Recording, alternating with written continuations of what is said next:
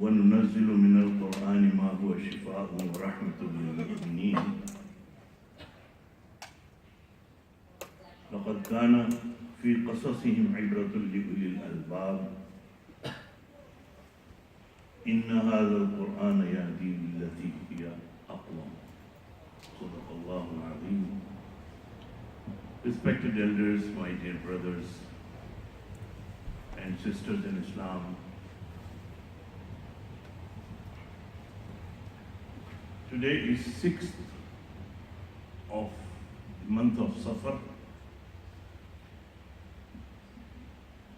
and as last Friday I said that we have finished the chapter of Hijrah, and we would start new topic today, inshallah.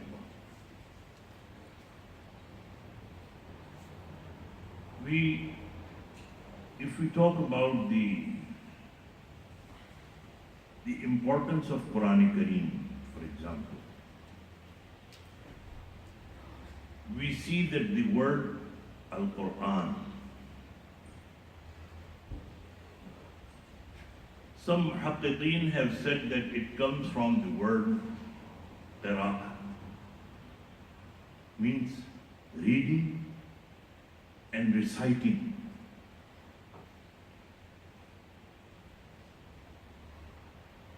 And this is book of Allah subhanahu wa ta'ala, which is Khatimul Masahif and also Jami' al-Kutub. All those books which were revealed from Allah subhanahu wa ta'ala, this is the last and final book Allah subhanahu wa ta'ala has given us.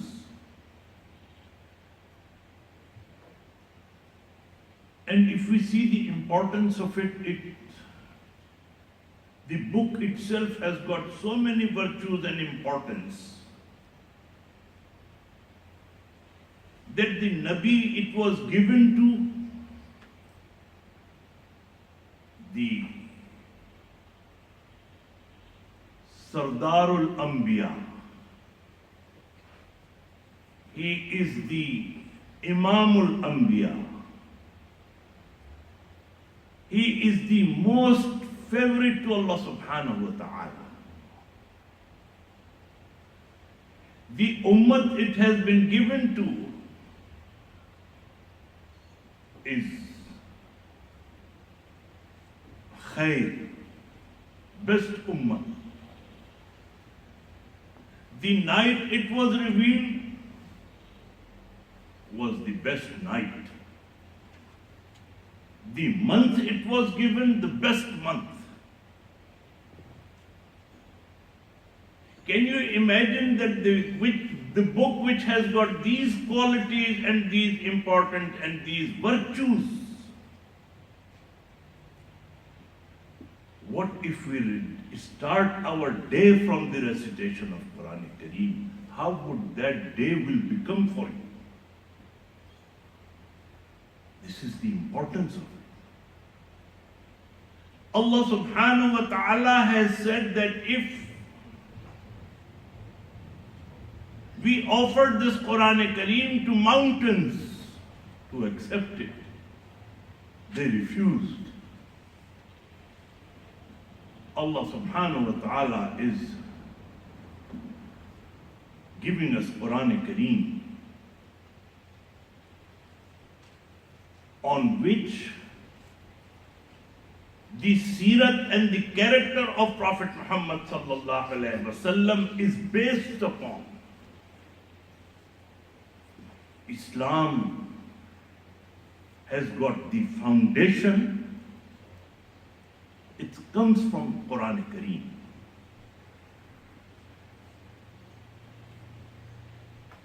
If we see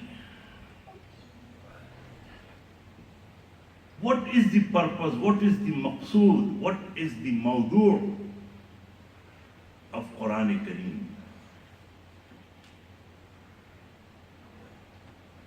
In Quran Kareem there are a lot of waqi'at, incidents, as I mentioned earlier.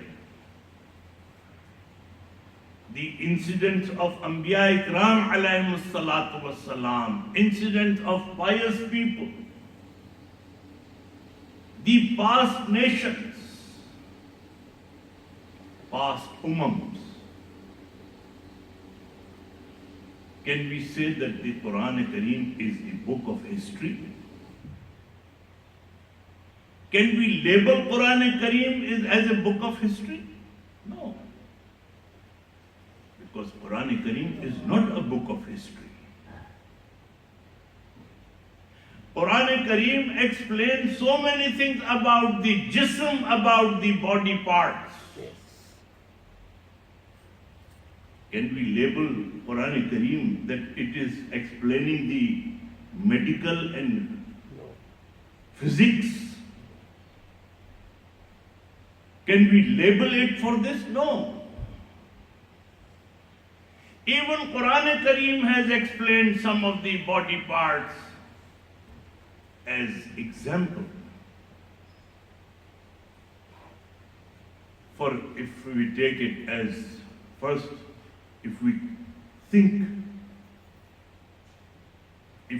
it as a book of history, for example, historians would tell you when they start writing the history book, they write it in continuation.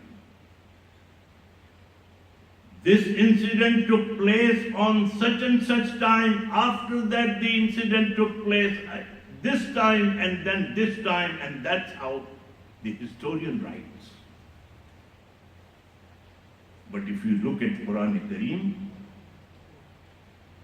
there are some incidents which took place earlier, and Quran Kareem has mentioned it at the end. There are some incidents which took place afterward, and Quran Kareem explains them in the beginning. That means if the tasalsul and continuation is not there, so that means Quran Kareem is not the book of history. If we see Quran Kareem, if it has mentioned the waqi'at and incidents, that means Quran Kareem is about to give you a lesson. Some people criticize Quran Kareem that it is sometimes is talking about something else, sometimes it is talking about something else. There are so many incidents that Quran Kareem has repeated. Quran Kareem is the book of Hidayah, book of guidance. You know, one teacher, when he stands in front of you, he gives you a lesson, he gives you a lecture. Tell me, if someone is not paying attention, if someone is doing something else, the most probably the lecturer would just ignore it, because he would say, my job is to come and give lecture. Out of these 20 students, if 16 or 15 would get through, my job is complete. Quran Kareem, behavior and attitude is not like this. Quran Kareem is the book of Hidayah for each and everyone. Cannot ignore anyone. For example, if I give you an example that the Hidayah of father, when a father gives any advice to his son, he would not do as the teacher would probably. He would say, he would make it easy for you. And he would also tell you how you can implement, how you can act upon it. For example, in Surah Al-Qiyamah, talking about Qiyamah, and all of a sudden in between says, لا تحرك به لسانك لتعجل به. Don't move your tongue so fast. I give you an example that if father is sitting in front of a son, and son is eating, and father is giving an advice about something, and all of a sudden he sees that the son has taken a big spoonful and he has filled his mouth. So he would stop his advice and he would say, don't eat too much like this, so full spoon. Eat slowly. If he was giving advice about any business or anything, and if you are recording whatever he is doing, and you will say, in between, where did the food come from? That is father. Whenever he sees something that it can go wrong for him in life, he would stop there and say it. Quran has adopted the way. It is the hidayah for every human being.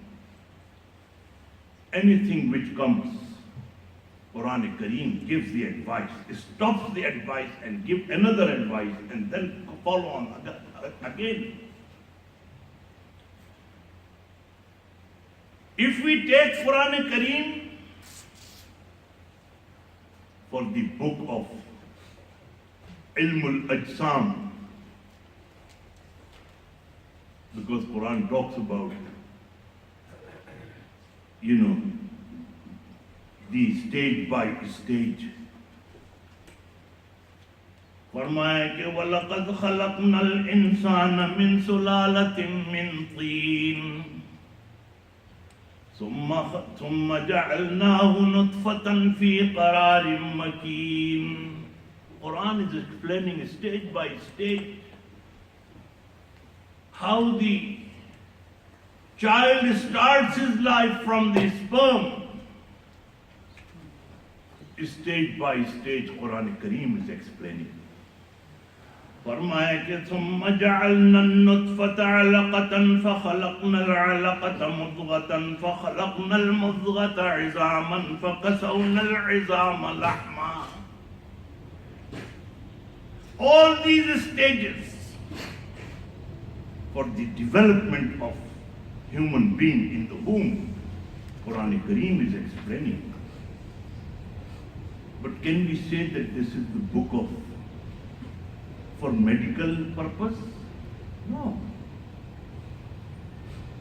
Sometimes Quran explains about any uzv of our body, any part of our body. Takes as an example. For example, Quran says, फरमाया कि मा जअलल्लाहु लिरजुलिन मिन क़ल्बैनि फ़ी जौफ़िही. Allah subhanahu wa ta'ala is saying that we did not keep two hearts in one chest. Now, if someone says, oh, there have been so many cases, there have been some operation, they found 2 hearts. They found 3 hearts. So that rejects the claim of Quran. This does not mean that physical and that those muscles. When Quran is talking about that we did not keep 2 hearts in one body, that means that one at a time, one state at a time. If someone is happy, he is happy. He cannot be sad and happy at the same time. If someone is wishing for something, he can wish. He cannot wish two at a time, two different things at a time. Muhavra, phrase, Quran Kareem has used, which gives us that this is not the book of medical reasons. This is not book of history. This is the guidance for humankind. Allah subhanahu wa ta'ala has given us Quran Kareem as hidayah. Those who are astray. All mu'mineen, if they read Quran Kareem, they will get each and every answer about their life. Some people say that Hazrat Adam, Hawa, how did they get married? Who ceremonized their nikah? Now the thing is, we talk about those things which we are not supposed to talk about. If we see that the incidents and the history and the stories about Anbiya Ikram alayhi salatu wassalam has been given in Quran Kareem, we should take as much as Quran has explained. We should not go beyond the line. For example, about Hazrat Adam alayhi salam and Hazrat Hawa alayhi salam. Allah subhanahu wa ta'ala has explained in Quran Kareem. Allah subhanahu wa ta'ala called them pair. That means they were in nikah. How it was done? This is not, we are supposed to go in detail. Allah subhanahu wa ta'ala explained the name of Habil and Qabil, not given us the name. Habil and Qabil is not given in Quran Kareem. But we have been given that one brother, he killed the other one. That's how much we should take. We are not supposed to add anything from ourselves into Quran Kareem, and we are not supposed to go for the thing which Quran Kareem did not explain. Don't worry about the thing which Quran did not explain, otherwise we will be misguided. This is what's going on at the moment. They talk about Habil, Qabil. Who was elder? Who was younger? How did they get married then? These are not our worries. Quran Kareem explains there have been previous books also. Habil and Qabil name does not come from Quran Kareem, it comes from Torah. We get these details from other books too. But when Quran Kareem is the guidance for us, we take it as a guidance. And Quran Kareem has got so much fazilat. If we recite Quran Kareem in the morning and start our day with Quran Kareem, definitely that day will be full of virtues and fazilat and success. Some people say, oh, Ruqya, oh, ayat of Quran Kareem, and this, that, does not work. Let me tell you, it does work, provided it's coming from inside. If it's not coming from inside, it is just like a question about who ceremonized the nikah of Hawa and Adam. It is just from the top of mind, not worried. If you get worried about something and it is stopping something in your life, that means you are talking about seriousness.